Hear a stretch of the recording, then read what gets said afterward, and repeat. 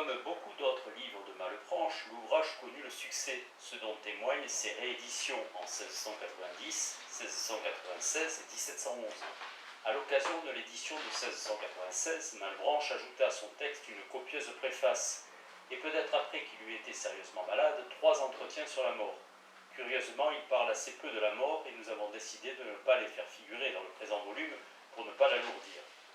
Parmi les lecteurs des EMR, aussi intéressés que prestigieux, il faut réserver une place particulière à Leibniz. En 1712, il lut l'édition de 1711 dans un exemplaire qui a été conservé et porte en marge quelques annotations de sa main. Surtout, à la suite de cette lecture, Leibniz entreprit la rédaction d'un entretien de Philarète et d'Ariste, resté inachevé, qui se présente explicitement comme une prolongation des EMR. Le représentant de Leibniz, Philarète, y est mis en scène en train de dialoguer avec le personnage de l'apprenti philosophe des EMR, Ariste, après que ce dernier a achevé sa discussion avec le représentant de Malebranche, Théodore. C'est l'occasion pour Leibniz, Philarète, de faire connaître son jugement sur Théodore Malebranche. Le mérite de Théodore n'est connu par ses ouvrages, où il y a quantité de pensées grandes et belles. Il y en a même beaucoup de bien vérifiés, mais il y en a aussi, et de plus fondamental, qui aurait encore besoin d'être éclairci davantage, et d'entamer la discussion sur un certain nombre de points de doctrine malebranchiste abordés dans les premiers des AMR. La réduction de l'essence des corps à l'étendue, la définition de la substance, la critique de l'occasionnalisme comme une doctrine du miracle perpétuel. La préface de 1696 et l'augustinisme de Malebranche. Le conseil paraîtra de prime abord curieux, mais il est, croyons-nous, pédagogiquement opportun. Aux lecteurs découvrant les EMR, nous recommandons de ne pas commencer sa lecture par celle de leur préface, ajoutée dans l'édition de 1696. Il sera mieux venu de lire d'abord les 14 entretiens composant l'ouvrage, puis de revenir le cas échéant à cette préface. En effet, cette dernière ne remplit pas la fonction d'introduction synoptique ou synthétique, dévolue à l'accoutumée à ce genre de pièces liminaires. Il s'agit plutôt d'un texte de circonstance dont le seul le cœur est en un sens théoriquement important, mais aussi complexe à saisir. Dans la lignée des 3 entretiens sur la mort de 1696, la préface commence par quelques considérations générales et sans réelle originalité. Elle évoque les grandes lignes du fragment des pensées de Pascal, dit du pari, sur la vie et la mort, le temps et l'éternité, l'existence présente et les récompenses ou les peines futures, les fins dernières. Elle s'achève par des justifications et des protestations d'orthodoxie face aux attaques et accusations d'hérésie qu'un ancien prêtre de l'oratoire, pamphlétaire, brouillon et fâcheux notoire, Pierre Valentin Fédy, 1640-1709, avait porté contre Malebranche dans des éclaircissements sur la doctrine et l'histoire ecclésiastique parus en 1695. La partie centrale de la préface, quantitativement parlant la plus importante, attire en revanche l'attention. Elle revient sur la théorie de la connaissance malebranchiste que la tradition a retenue sous la spectaculaire dénomination de vision en Dieu et qui avait été exposée dans les entretiens. Elle assiste sur le thème caractéristique de la pensée de Malebranche dans les années 1690, de l'efficace sur notre esprit des idées vues en Dieu. Elle se signale enfin par un fait textuel rare chez l'oratorien et qui doit donc attirer l'attention. Une soudaine accumulation de longues citations latines, issues pour la plupart des œuvres de saint Augustin. Cette intrigante rafale de citations s'explique à la fois par ce qui s'est passé lors de la polémique avec Arnaud, par le fait que Malebranche, depuis la recherche de la vérité, s'est présenté en disciple et continuateur de saint Augustin, et aussi plus tactiquement parce qu'il écrit en ce grand siècle qu'on a pu désigner à juste titre comme le siècle de saint Augustin, un siècle où en France notamment, et lorsqu'on est catholique, il est essentiel de montrer qu'on ne s'oppose pas à l'évêque d'Hippone, et mieux encore qu'on s'accorde avec sa doctrine, non seulement dans les matières théologiques, mais aussi autant que possible en philosophie. Or, en 1683, au chapitre 13 et 14 des vraies et fausses idées, Arnaud, réputé comme ses collègues port-royalistes et grand ami de saint Augustin, a invoqué comme contraire à la théorie de la connaissance malebranchiste un texte canonique de l'évêque d'Hippone, la 46e des 83 questions intitulée Dei Deis sur les idées. Dans cette question courte et allusive, Augustin, se plaçant sous le patronage de Platon, parle des idées, raisons ou formes, stables et immuables, des êtres contenus dans l'intelligence divine. L'existence de ces idées permet d'affirmer d'une part que Dieu a créé toutes choses selon sa raison propre et de manière rationnelle, et d'autre part que l'âme rationnelle de l'homme peut, d'une façon qu'Augustin ne précise pas, s'appliquer à les voir. Pour Malebranche, qui, depuis la préface de la recherche de la vérité, n'a jamais lésiné sur les citations destinées à attester l'accord entre sa pensée et celle de l'évêque d'Hippone, sans toutefois et curieusement citer la question 46. La tentative d'usage anti-malebranchiste de cette question par Arnaud est lourde de menaces. Désormais, il s'agit pour lui non seulement de défendre sa doctrine, mais aussi de ne pas se laisser confisquer par son contradicteur des lignes qui, au fil des commentaires et glosses, ont fini par représenter aux yeux de la postérité le texte synthétisant la pensée augustinienne en matière de théorie de la connaissance. C'est ainsi qu'il faut comprendre le noyau de la préface des EMR qui constitue la contre-attaque de Malebranche en matière d'augustinisme appliqué à la théorie de la connaissance. L'oratorien annonce ainsi divers passages de Saint-Augustin touchant les idées et réflexions sur ces passages. Il cite immédiatement et pour la première fois une bonne partie du texte de la question 46, avant d'expliquer en faisant appel à de nombreuses autres citations augustiniennes en quoi la théorie de la vision en Dieu est selon lui parfaitement fidèle à l'inspiration augustinienne et en un sens thomiste en matière de gnoséologie. On voit pourquoi cette préface est un texte complexe.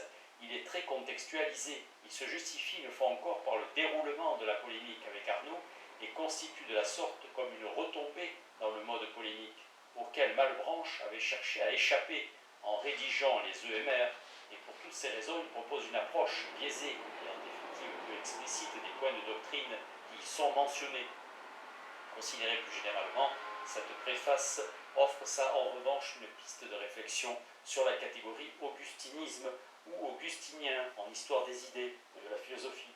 Les échanges directs, ou comme ici plus abusifs entre Malebranche et Arnaud, montrent en effet qu'appliqué au XVIIe siècle français, augustinisme est une catégorie extrêmement générale, si compréhensive qu'elle finit par être dénuée de toute signification précise. On peut certes dire que le grand siècle fut le siècle de Saint-Augustin, si on entend par là qu'il y eut dans ces années un extraordinaire regain d'intérêt pour les textes et la pensée de l'évêque d'Hippone.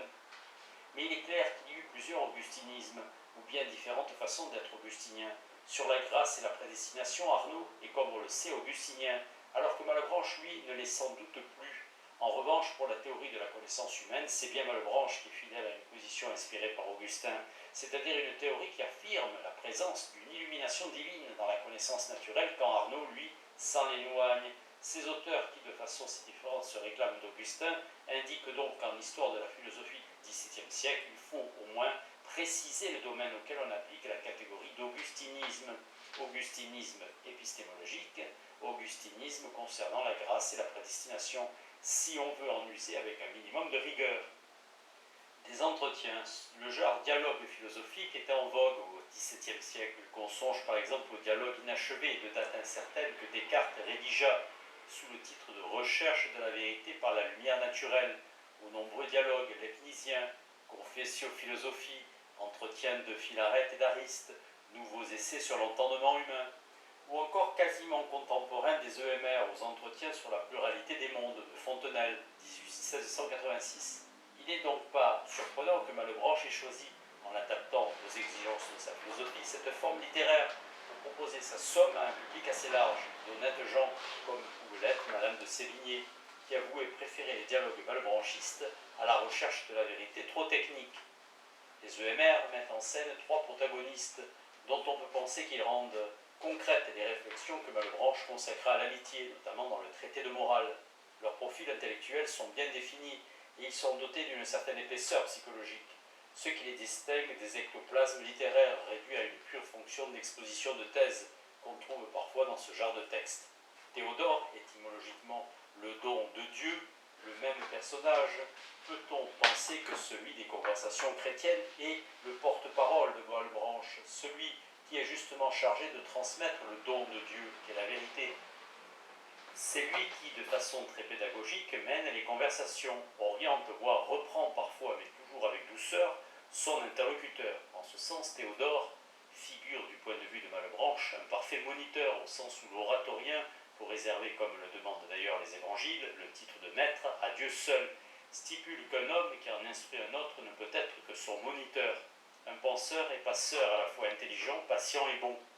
Ariste, l'interlocuteur de Théodore, est sans doute le personnage le plus intéressant et le plus consistant d'un point de vue littéraire et psychologique, dans la mesure où il évolue de façon notable au fil des entretiens. Le texte ne donne pas de renseignements précis sur son âge, mais on devine qu'à la différence de l'Éraste des conversations chrétiennes, il n'est pas ou plus un jeune homme naïf et qu'il a, comme on dit, vécu. Le premier des entretiens sur la mort indique qu'il craint la mort en raison des désordres de sa vie passée. Il a également connu les succès mondains d'un brillant sujet, bon musicien, bel esprit, doté d'une qualité qui le rend tout éclatant aux yeux des hommes, lui gagne les cœurs, lui assure l'estime. Il est attaché au concret, voir la façon dont il frappe la terre du pied en disant « elle me résiste », parfois railleur comme ici à un homme du monde, mais sans méchanceté. Et Ariste a en effet, comme on dirait aujourd'hui, bon fond, homme aux manières honnêtes et agréables, esprit juste. Il est désireux de découvrir la vérité et se révèle immédiatement un élève qui apprend vite, malgré quelques rechutes et certaines difficultés à suivre Théodore dans ses développements qu'il juge furieusement abstraits, à s'installer au pays de la vérité et des méditatifs, où Théodore veut le conduire. Il manifeste même à l'occasion certains débordements d'enthousiasme métaphysique que son moniteur doit s'employer à canaliser, en tant qu'il est le personnage du dialogue qui fait des objections ou commet des erreurs et contresens. Malebranche l'utilise aussi pour présenter, et sans jamais nommer quiconque, ses réponses aux critiques auxquelles avaient donné lieu ses œuvres précédentes. Enfin, au cas pas nécessairement improbable où le lecteur des EMR ne serait pas déjà ou spontanément malebranchiste, Ariste est aussi le personnage du dialogue, auquel il peut le plus immédiatement s'identifier, qui ne voit que ce qui vaut pour les personnages, peut aussi valoir pour le lecteur auditeur des entretiens. N'est-il pas en effet inclus, de fait, dans ce jeu de la communication indirecte? N'y trouve-t-on pas toute sa place non seulement en tant que lecteur-auditeur des œuvres, mais aussi cette fois au sein des dialogues, en lieu et place des interlocuteurs-auditeurs fictifs? Ces derniers, par une sorte de mise en abîme, ne lui offrent-ils pas l'opportunité de se croire représenté dans le texte?